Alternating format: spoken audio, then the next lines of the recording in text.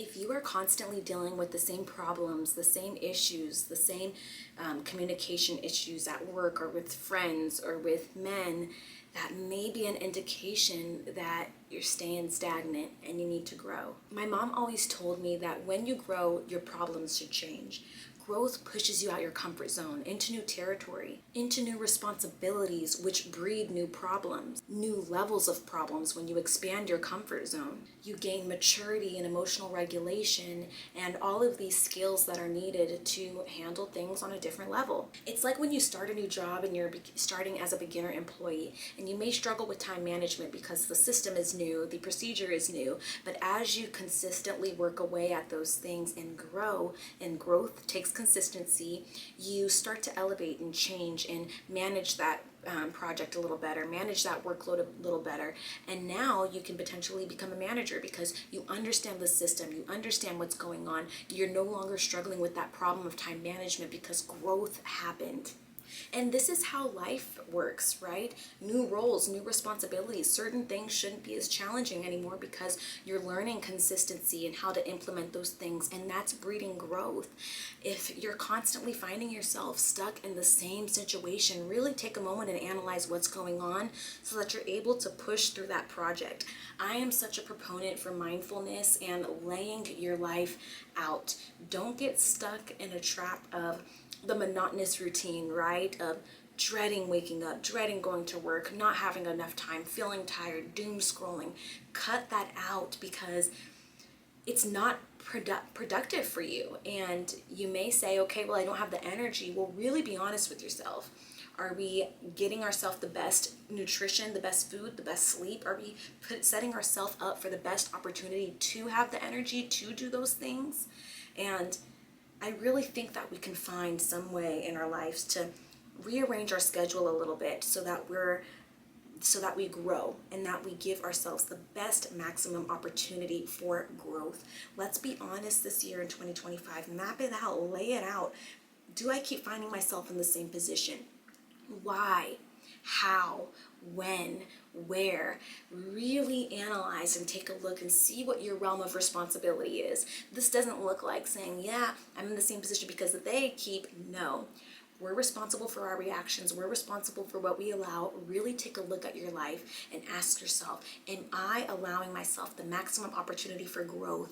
Or am I throwing a seed on dry ground and hoping that it'll sprout an apple tree? Growth looks like analyzing our environment, okay? And this is the analogy with the seed. Analyze your environment. Is this an environment that is conducive for growth? Why? Why not? And how can I change that? Analyze what you're feeding yourself. Am I consuming things that are conducive for growth? If not, why not? Really take a look at that.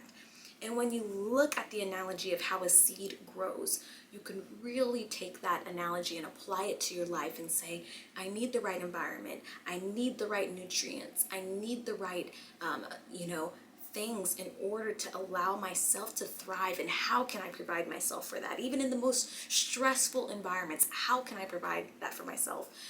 Recently, my car broke down. I lost my job. I work as an intern therapist and I don't get paid. And I'm handling this situation a lot much better than I would have in the past because I've worked on developing some endurance and some emotional regulation so that I can handle situations better. The nature of losing your job is going to be a little bit of grief, a little bit of disappointment, but that doesn't have to spiral into not trying and shutting down and isolating and an unhealthy version of, sifting through those emotions. It can look like processing those feelings, which I've done, and looking at what opportunity do I have? What can I do? Where can I start? Be realistic with yourself. And a majority of my energy and my thought process does come from my relationship with God and understanding that in my weakness, He is strong. But if you don't have that relationship with God, what are you clinging to? What are you adhering to? What are your standards? What are your morals? Really ask yourself those questions. It doesn't have to be the same as mine. You don't have to wake up at 6 and go to the gym and da da da da da da da da. There's nuance in everyone's schedule. There's nuance in everyone's life. It doesn't look the same for everyone. But if you're dealing with the same issues, weed out, be honest, and understand what you need to move on.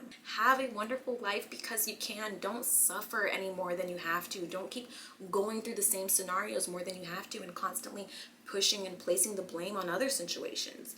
Take some responsibility for your life. And that's the beauty of it, is you don't have to suffer any longer than you have to. Life is indeed suffering and arguably horrible, but why make it worse on yourself?